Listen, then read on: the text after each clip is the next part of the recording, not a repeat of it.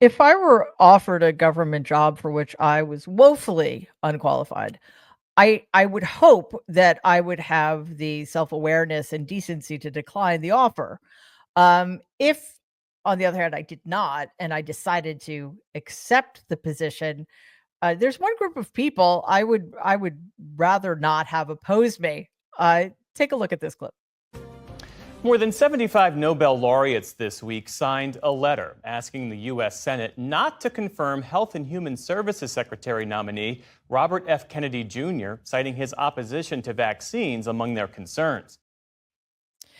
Yes, 75 Nobel laureates, which should mean something, and I think in normal times would mean something, but we are in one of those seemingly uniquely American periods of time in which expertise is an enemy of the people somehow.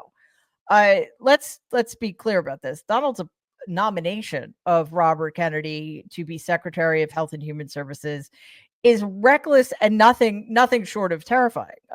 Kennedy's record includes a very long list of dangerous and unfounded health claims and conspiracy theories that undermine public health. So putting him in charge of public health seems like a really bad idea. If he's confirmed, which, we're basically at the mercy of Republican senators, so who knows? We're going to have a non expert with no background in health administration in charge of the health of the American people, including our children, from believing in fluoride bans to dismantling the Food and Drug Administration. Kennedy's ideas reflect a hostility to science based in a very deep and unshakable ignorance. Public trust in the in institutions like the CDC, the Centers for Disease Control, and the NIH, the National Institute of Health, would be replaced with conspiracy-driven chaos that will have a profound effect on American lives. Before we go any further into the debacle that would be a Kennedy appointment, just do me a favor. If you could please like and share this video and subscribe to our channel, it'd be incredibly helpful. It's easy and it doesn't cost anything. So while it's true that Bob Kennedy has promised to take on the big pharmaceutical companies, his other proposals threaten to dismantle essential healthcare infrastructure. For example, he plans to eliminate the Federal Drug Administration's user fee system, which could cripple drug approval processes and worsen essential medical shortages. We also know that things like cancer drugs, antibiotics, and diabetes medications could be affected by that kind of move.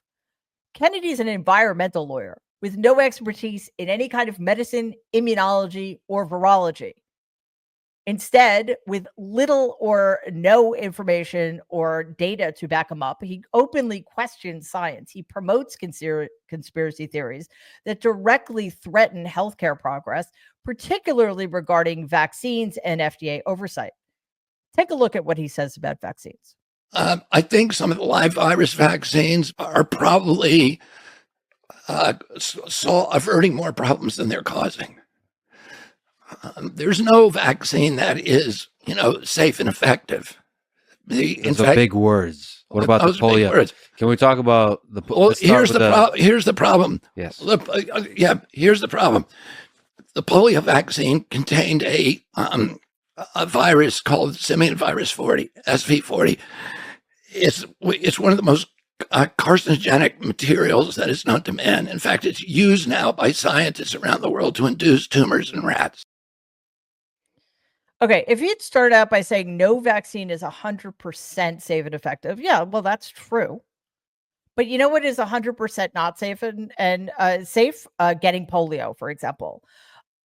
He's a charlatan who uses numbers and big words to confuse people into getting them to believe his utter bullshit. One of his lawyers, Aaron Siri, is hard at work doing Kennedy's bidding. Let's take a look at this. Tonight, a growing firestorm around President-elect Trump's pick to lead the nation's health department, RFK Jr. The New York Times reporting Kennedy's lawyer, Aaron Siri, asked the FDA 2 years ago to revoke approval of the polio vaccine, which has been used for nearly 70 years to inoculate millions against that deadly disease. The polio vaccine is one of our safest vaccines. It's actually responsible for almost the near extinction of wild polio virus. Again, polio was responsible for the death and disabling of millions of Americans. I do not know in what universe you would want to bring that disease back. Same can be said for smallpox, which vaccines eradicated. Like, what kind of damaged human being do you have to be in order to think that we need to have diseases like polio and smallpox ravaging our population? And remember, again, it's important to keep repeating this. Kennedy is not a doctor. He is not a health expert. He's a crank. And yet, he has no hesitation making some of the most dangerous claims out there, including falsely linking vaccines to autism. This is absolutely not a thing. Actual experts have proven this. He's advocated for the removal of fluoride from our water systems, which we know will cause extraordinary damage to the health of children in particular. He's called COVID-19, the vaccine for COVID-19, the most dangerous ever made, despite the fact that without the vaccine, hundreds of thousands of Americans and millions of people worldwide were dying needlessly. He promotes things like raw milk, which carry easily eradicated viruses and bacteria, and he's debunked stem cell treatments. He's also linked antidepressants to school shootings, which is not just untrue, it's insulting. So even though Kennedy is trying to backtrack on these claims during his confirmation process, his public statements remain very well documented and have some very serious implications. Watch this clip. The past couple of decades, there has been a small but growing vocal minority pushing back against vaccines because of perceived harms, including the debunked claim that the measles, mumps, and rubella vaccine causes autism. That linkage was put forward in a late 1990s paper in the British medical journal The Lancet. It was later retracted and has since been repeatedly disproven. The doctor behind that study, Andrew Wakefield, was stripped of his medical license. But over that period, Robert F. Kennedy Jr., who trained as an environmental lawyer, has become a principal player in this movement, along with Wakefield. He is a voice machine that continues to put out dis and misinformation in such a way that it sounds believable to the public. Yes, giving Kennedy a larger platform and putting him in charge of the agencies that have been formed to protect American health would be insane, quite frankly.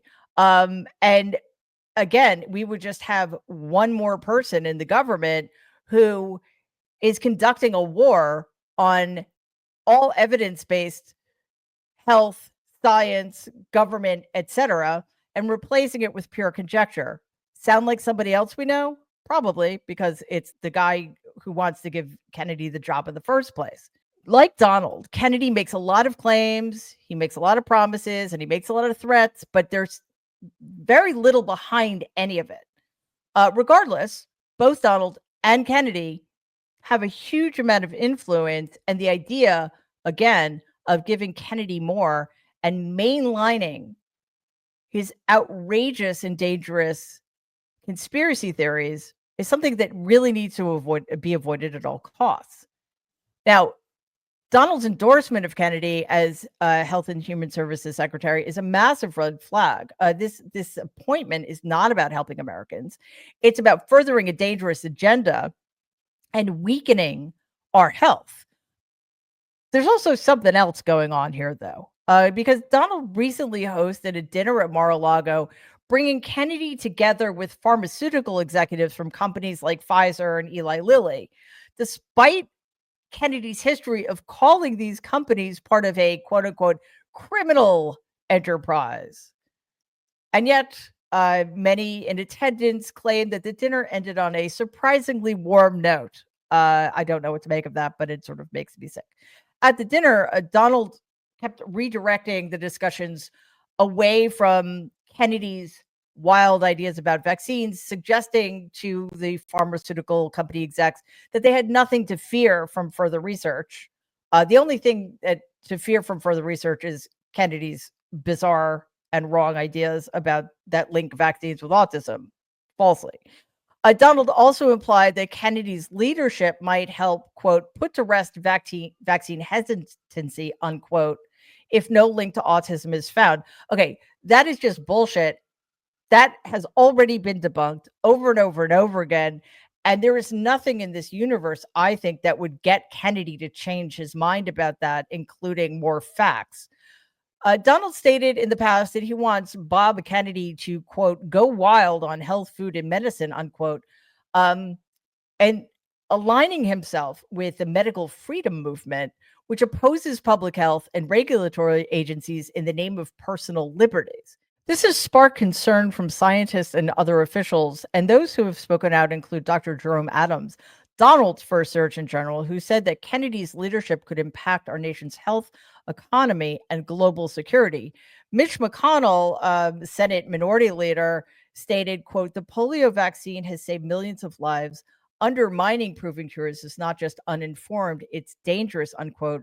Just so you know, Mitch McConnell suffered from polio as a child and it almost killed him. So he knows whereof he speaks. A recent poll by Protect Our Care and Data for Progress revealed that 45% of people initially supported Kennedy's appointment, but after learning about his bizarre ideas and false claims about vaccines, his approval rating has dropped by 39%. Now we have to wait to see if the Senate Finance Committee will confirm him. But if Senate Republicans care about the health of the American people, if they understand that the people we should be listening to on this issue are actual scientists who understand diseases and vaccines, if they have children and grandchildren of their own, they will reject this nomination outright, because if there is one thing that should not be a partisan issue, it's whether or not we will be protected by our government from easily preventable diseases.